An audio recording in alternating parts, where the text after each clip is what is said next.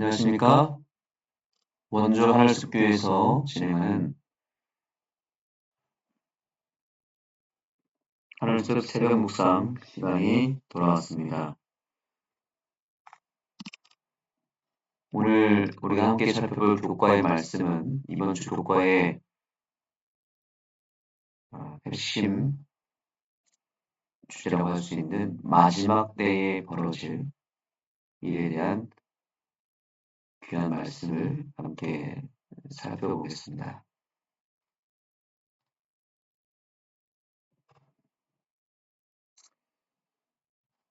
우리가 이번 주 교과를 우리가 함께 살펴보면서 반드시 알아야 할 한 가지 개념이 있습니다. 예수님께서 제자들에게 장차 그들에게 일어나게 될 예루살렘 멸망에 대하여 예언한 말씀을 다루고 있거든요. 그 말씀이 바로 마가복음 13장의 내용입니다. 예루살렘 멸망에 대한 예언을 예수님께서 하시면서 제자들에게 마지막 때에 벌어질 세상의 마지막 때에 대한 예언을 바로 이 예루살렘 멸망을 통하여 보여주신다는 것을 알려주셨습니다.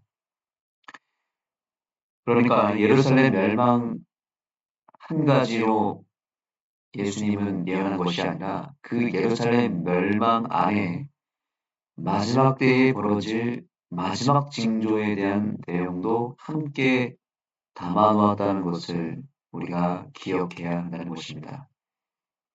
그래서 두 가지 사건이 여기에 담겨져 있습니다. 두 가지 의미가 있는 것입니다. 예루살렘 멸망은 하나의 상징으로서 마지막 때에 벌어질 세상의 징조를 보여주고 있다라는 것이죠.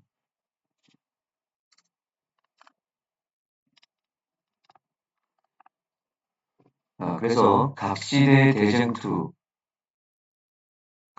대쟁투에 있는 말씀 가운데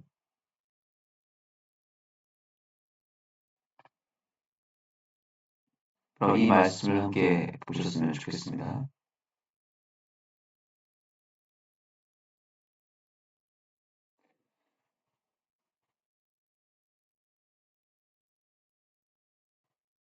(25페이지입니다) 각시대 대쟁투 25페이지에 있는 말씀을 제가 읽어드리겠습니다.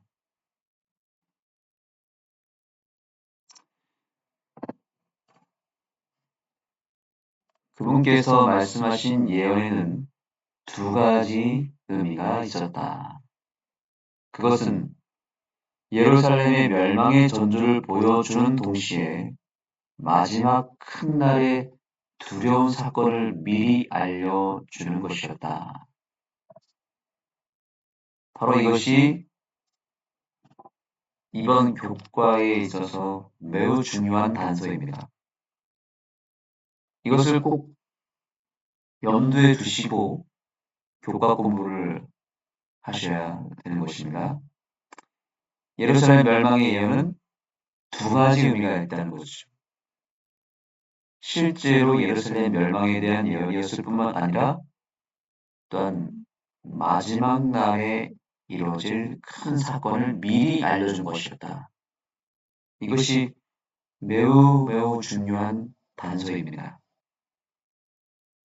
그래서 예루살렘 멸망의 징조를 재림의 징조와 연결시키시는 예수님의 의도를 파악하고 공부를 해야 된다는 것이죠.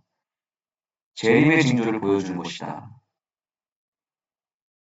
그래서 우리가 예루살렘의 멸망에만 초점을 두는 것이 아니라 더 나아가서 이 사건을 통하여 예수님의 재림이 임박했을 때 벌어지게 될 사건, 그것을 또한 염두에 두고 공부를 해야 된다는 것입니다. 그래서 이번 제10과 교과의 핵심은 예루살렘 멸망을 통하여 이 세상 멸망을 바라보라는 것입니다. 이것이 핵심 주제입니다. 예루살렘 멸망의 징조가 곧 예수님의 재림의 징조이다 라고 하는 것이 핵심이기 때문에 매 한반가를 볼 때 마지막 날의 사건들을 생각하셔야 된다는 것입니다. 그래서 이 시대가 어느 시대인지를 분별하고 우리에게 임박한 마지막 재림의 징조가 어떻게 벌어지고 있는지를 바로 이 예루살렘 멸망의 전조를 통해서 살펴봐야 된다는 것입니다.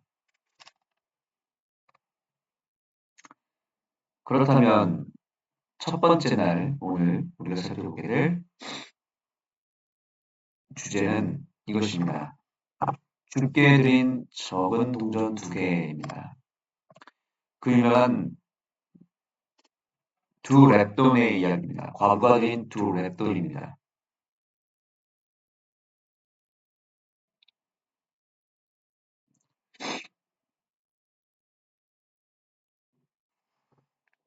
좀 전에 말씀드린 대로 이번 주 우리가 함께 공부할 교과의 전체 주제는 예루살렘 멸망이고 그것이 마지막 예수님의 재림의 징조라고 그랬죠. 그래서 특별히 저자는 마가복음 13장을 다루고 있는데요. 13장은 예루살렘 성전 멸망과 마지막 때에 대한 예언으로 구성이 되었다고 말씀드렸습니다.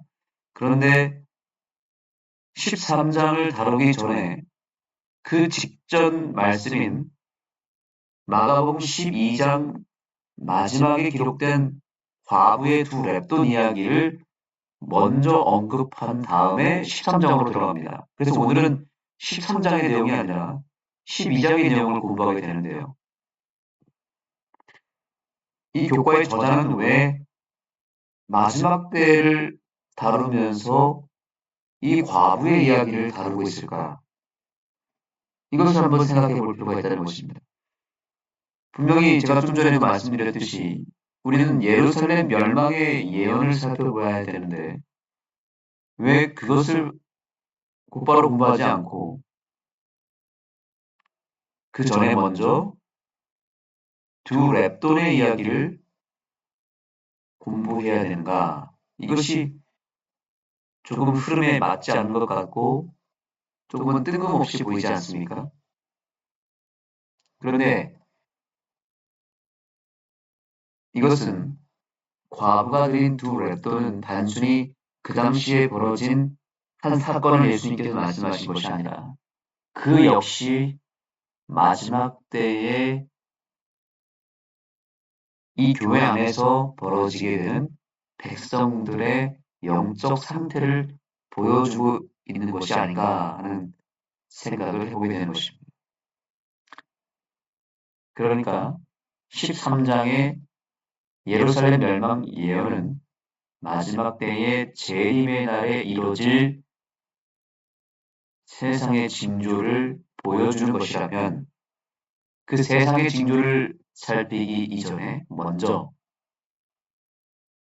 마가복음 12장 마지막 스토리인 과부의 두 랩돈을 통하여 우리는 역시 똑같은 맥락에서 마지막 때에 벌어질 마지막 교회에서 일어나는 백성들의 영적 상태를 바로 이 과부의 두 랩돈 이야기를 통하여 연결시킬 수 있다는 것입니다.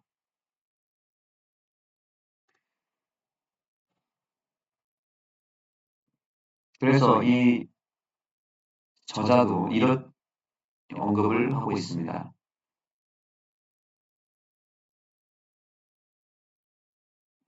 자, 여기 보시죠.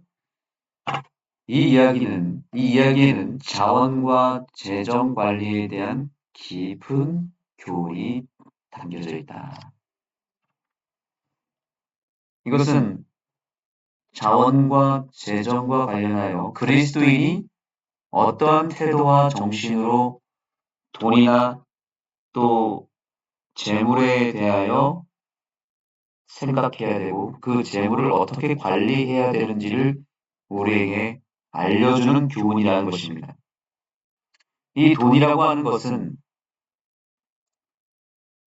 양날의 칼과 같습니다.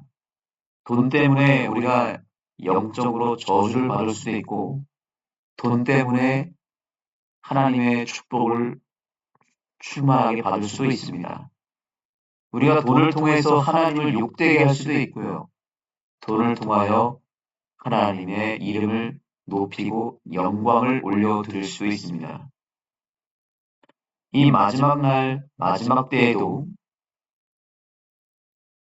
구원받은 참 백성과 멸망에 이르는 거짓 백성들의 실체가 드러나게 될 텐데, 바로 그때에 이 재물에 대한 태도가 그 재물을 어떻게 활용하느냐에 따라서 명확하게 알곡과 가라지가 구분된다는 사실입니다.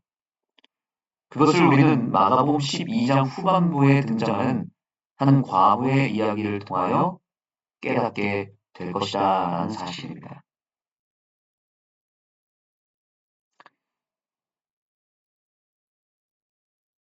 자, 여기 저자는 이 과부의 두 랩돈에 대한 의미를 이렇게 해석했습니다.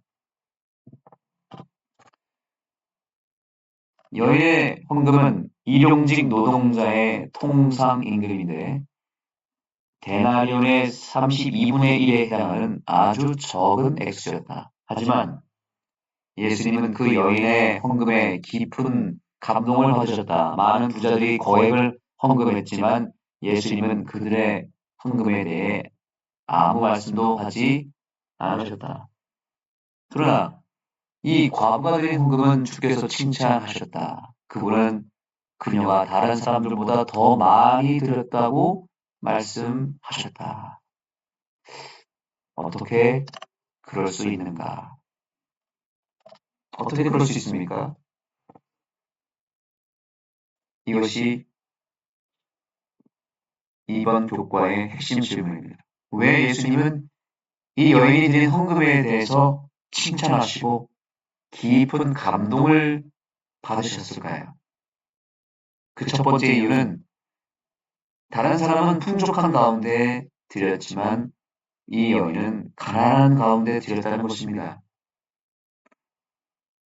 가난하다는 것은 가진 것이 아무것도 없다는 것 아니겠습니까? 그런데 그가 가지고 있는 두 랩돈은 그녀에게 있어서는 매우 컸다는 것이죠. 그녀에게 있어서는 전부였습니다. 그래서 다른 사람들은 여전히 드리고도 남아 있었지만 이 여인은 생활에 필요한 모든 것을 다 드렸다고 성경은 기록하고 있습니다. 이것이 그 유명한 과부의 두 랩돈입니다. 이것은 그녀에게 전부였습니다. 저는 목회를 하면서 이 과부의 두 랩돈을 많이 목격했습니다. 그리고 과부의 두 랩돈의 의미를 경험적으로 깨달았습니다. 이제 올해 저는 목회 12년 차가 되었습니다. 12년 동안 세 교회를 섬겼습니다. 영동교회와 안흥교회와 원주 하늘숲 교회입니다. 공교롭게도 이 세 교회가 하나같이 교회를 건축하는 교회였습니다. 저는 이 세 교회에서 교회 건축의 경험을 하게 되었습니다. 서울에 있는 영동교회는 강남 한복판에 있는 교회입니다. 거기에는 수많은 부류의 사람들이 교회를 다닙니다. 부자들도 있고요. 또 중산층도 많이 있습니다. 그리고 두 번째 교회였던 안흥교회는 시골의 한 작은 교회입니다. 농사를 하시는 분들이 대부분입니다. 그리고 마지막 세 번째 원주 하늘숲 교회도 그리 큰 교회는 아니지만 이 세 교회를 건축에 동참하게 되면서 우리 성도님들의 놀라운 헌신에 제가 큰 감동을 받았습니다. 정말 우리 마지막 때의 이 마지막 재림교회에 하나님께서 정말 많은 사람들 중에서 큰 헌신을 하는 백성들을 이 교회에 많이 세우셨다는 것을 저는 알게 되었습니다. 교회를 평생 3번, 4번씩 건축하신 분도 계시고요. 또 어떤 분은 그해 농사의 모든 수입을 하나님께 드리는 분도 계셨습니다. 안흥교회 건축을 하면서 전국의 많은 성도들의 헌신을 힘입어서 건축을 했는데요. 정말 그 교회는 그야말로 과부의 두 랩돈들이 모여서 탄생한 교회였습니다. 전국의 수많은 사람들의 도움을 받았고 또 무엇보다 1차적으로 그 안흥교회 시골교회에 얼마 되지 않은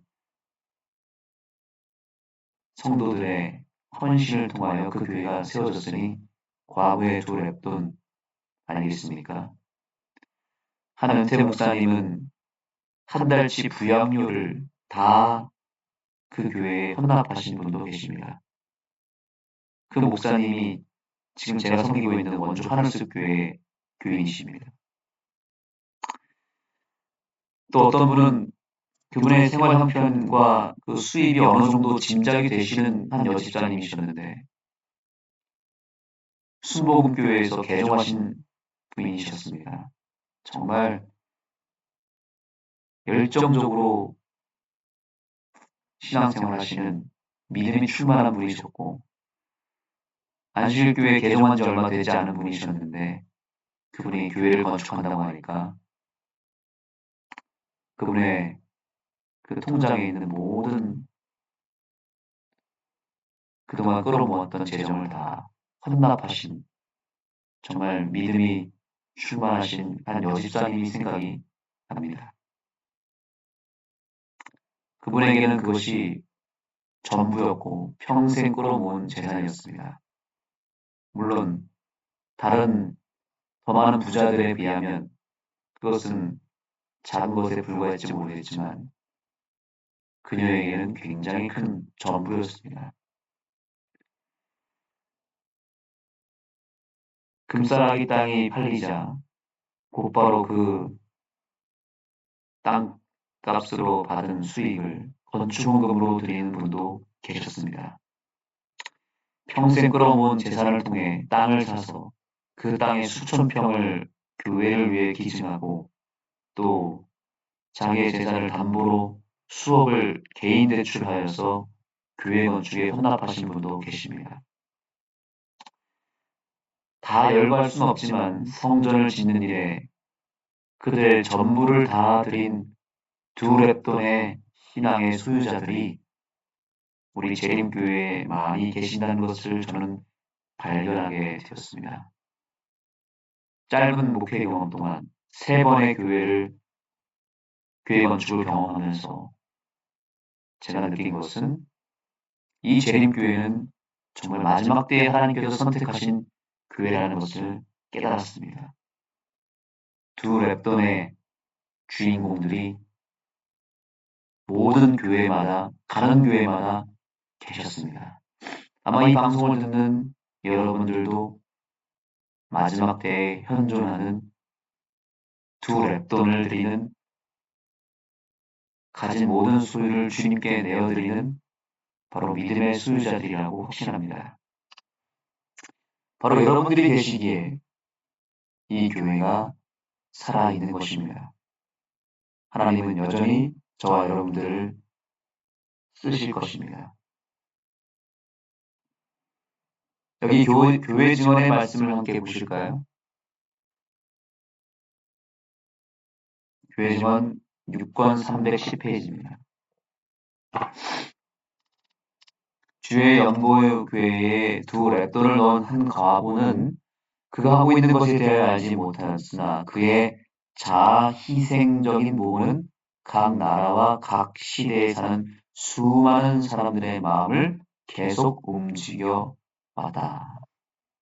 과부의 두 랩돈은 그 시대에만 적용되는 것이 아니라 각 나라마다 각 시대마다 특별히 마지막 시대를 살아가고 있는 바로 우리들에게 엄청난 큰 영향력을 주었고 우리의 마음을 움직여주는 힘이었다는 것이죠. 그 핵심은 무엇이냐면 바로 자아희생적인 모범입니다. 자아희생적인 모범. 이것이 바로 마지막 심판 때에 나타나게 될 백성들을 상징하는 믿음이었고 실제로 각 시대를 대표하는 백성들의 모습인 것입니다. 이것은 결국 내가 돈을 섬기느냐 하나님을 섬기느냐의 시금석입니다. 마지막 때에 구원받은 백성들은 자기가 가진 소유들을 다 주님께 내어드림으로 자아를 희생하는, 자아를 죽이는 일을 통하여 내가 섬기는 신은 돈이 아니라 하나님이라고 하는 것을 그 헌신을 통해서 보여주는 백성들입니다. 그러나 마지막 때에는 너는 자기가 가진 그 재물을 전혀 교회를 위하여 불쌍한 사람들을 위해서 풀어놓지 아니하고 그것을 끌어모으고 붙잡느라 돈의 우상에 빠져서 결국에는 멸망에 이르는 백성들도 있을 것이다라고 하는 것이 이번 과의 핵심인 것입니다. 우리가 매주마다 하는 헌금 생활은 단순히 하나님께 복을 받기 위한 수단으로만 여겨서는 안 됩니다. 또한 그것은 내가 가진 것이 넉넉해서 거기에 일부를 드리는 어떤 후원의 개념, 그런 차원이 아닌 것입니다. 후원이 아닙니다. 그것은 내 자신이 어떤 신을 믿는지를 보여주는 시금석이기 때문에 내 자아가 살아있는지 아니면 내 자아를 십자가에 못 박았는지 그것을 확인하는 시간인 것입니다.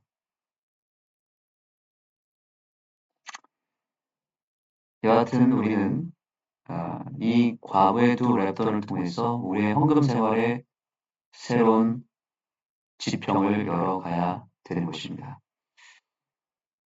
여기 이 저자가 매우 중요한 또 하나의 메시지를 우리에게 던집니다.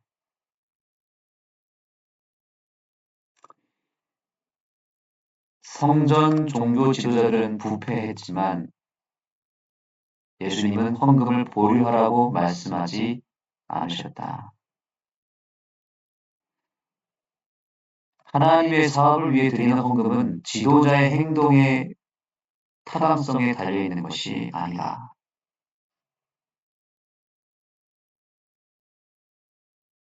그 당시에 종교 지도자들의 부패를 바라보면서 어떤 사람들은 내가 저 사람들의 그 행태를 보니까 내가 헌금을 드려서는 안 되겠다라고 보류하는 사람들이 많았던 것 같습니다. 그런데 예수님은 분명히 말합니다. 성전 종교 지도자들이 부패했을지라도 예수님은 헌금을 보류하지 말라고 하시는 것입니다. 그러면서 이렇게 말합니다. 지도자들은 하나님의 뜻에 따라 자원을 사용해야 할 신성한 책임을 진다. 그러나 설령 그들이 그렇지 않다 하더라도 이 여인처럼 하나님의 일을 위해 드리는 사람은 여전히 복을 받는다. 아멘. 여전히 우리가 헌금을 드리는 대로 복을 받게 되어 있습니다. 비록 그 헌금을 사용하는 종교 지도자들이 부패했다 할지라도 여러분들이 드리는 헌금은 절대로 허지로 돌아가지 않을 것입니다. 때때로 이런 분들이 계십니다. 이 교회의 지도자들이 마음에 들지 않고 하는 행태가 마음에 들지 않아서 혹은 교회 목사가 마음에 들지 않고 또 상처를 줬다고 해서 헌금을 드리지 않거나 헌금을 다른 교회에 보내거나 헌금을 그 교회가 아닌 다른 곳에 보내는 사람들도 있습니다. 그러나 그것은 오늘 예수님의 말씀에 의한다면 올바른 믿음이 아닌 것입니다. 왜냐? 헌금을 어떤 다른 곳에 보내거나 또 선교지에 보내는 것이 잘못됐다, 잘못되지 않았다, 이런 말을 드리는 것이 아닙니다. 교회 지도자의 상태에 따라서 내가 헌금을 보낸다, 보내지 않는다는 것은 그것은 잘못된 믿음이라는 것입니다. 왜 종교 지도자들의 상태에 따라서 내 믿음이 좌지우지 되어야 합니까? 그것은 별개의 문제인 것입니다. 그 헌금을 사용하는 그 종교 지도자들이 그 헌금을 잘못 사용하게 되면 그 저주와 그 형벌은 그 지도자가 받게 되는 것이지 나와는 상관이 없는 것입니다. 헌금을 드리는 것은 그것과 상관없이 하나님과 나 사이의 관계 속에서 드려야 되는 것입니다. 그것은 하나님과 내 개인의 문제이지 종교 지도자에 의해서 내 헌금의 액수가 달라지거나 헌금을 드리는 대상이 달라지면 안 되는 것입니다. 우리는 정직하게 하나님과 나 사이의 개인의 관계 속에서 헌금 생활을 해야 되는 것입니다. 오로지 하나님만 바라보고 헌금하게 되기를 소망합니다. 헌금은 그렇게 내 감정에 의해서 내 개인의 생각에 의해서 좌지우지 되어서는 안 되는 것입니다. 여하튼 오늘날 저와 여러분이 드리는 헌금은 이 과거의 헌금처럼 하나님의 일을 위해서 드리는 것이기 때문에 여전히 복을 받을 것입니다. 이것이 오늘 교과의 마지막 결론입니다. 여러분은 여전히 복을 받을 것입니다. 그동안 이 교회를 위해서 헌신하신 여러분들은 하나님께서 끝까지 책임져 주실 것이고 앞으로도 더 많은 복으로 갚아 주실 것입니다. 기도하시겠습니다. 하나님, 마지막 때에 재물을 통하여 시험받는 사람들이 있을 것입니다. 돈 때문에 망하는 신앙, 돈 때문에 변질되고 부패하는 신앙이 있는가 하면 돈 때문에 하나님을 더 높이고 재물로 인해서 오히려 더 하늘에 가까운 삶을 살아가는 사람들도 있을 것입니다. 이 자리에 고개 숙여 기도하는 주의 백성들 가운데 재물 때문에 시험받고 재물 때문에 큰 고난 속에 빠진 사람들이 있다면 건져내 주시고 물질로 인하여 시험받는 것이 아니라 물질을 통해서 더 예수님을 확실하게 믿고 구원에 이르는 우리들의 신앙이 될 수 있도록 다시 한번 새롭게 하여 주시고 부하게도 마시고 가난하게도 마시며 그저 주님 바라보며 주님 안에서 평안하게 살 수 있도록 우리에게 적절한 재물의 은혜를 더하여 주옵소서. 예수님의 이름으로 간절히 기도드립니다. 아멘. 이제 기도의 시간을 갖겠습니다. 오늘 여러분들이 가지고 있는 재물, 하나님께서 주신 그 축복을 통하여 감사하는 시간이 되기를 바라고 또 재물에 의해서 내가 지금 어려운 상황에 있다면 주님 앞에 모든 것을 내어드리고 거기서 자유함을 얻을 수 있도록 간구하시기 바랍니다. 그리고 내가 가진 소유들을 주님의 영광을 위하여 온전히 드려줄 수 있도록 간구하시고 특별히 오늘 우리 하늘숲교회에 직접 방문 전도단이 지금 상주하고 있는데요. 2주차 전도를 오늘부터 하게 됩니다. 이분들이 지역에 나가서 전도지를 돌리고 또 사람들을 만날 때 놀라운 기적의 역사가 일어날 수 있도록 간구해 주시기 바랍니다.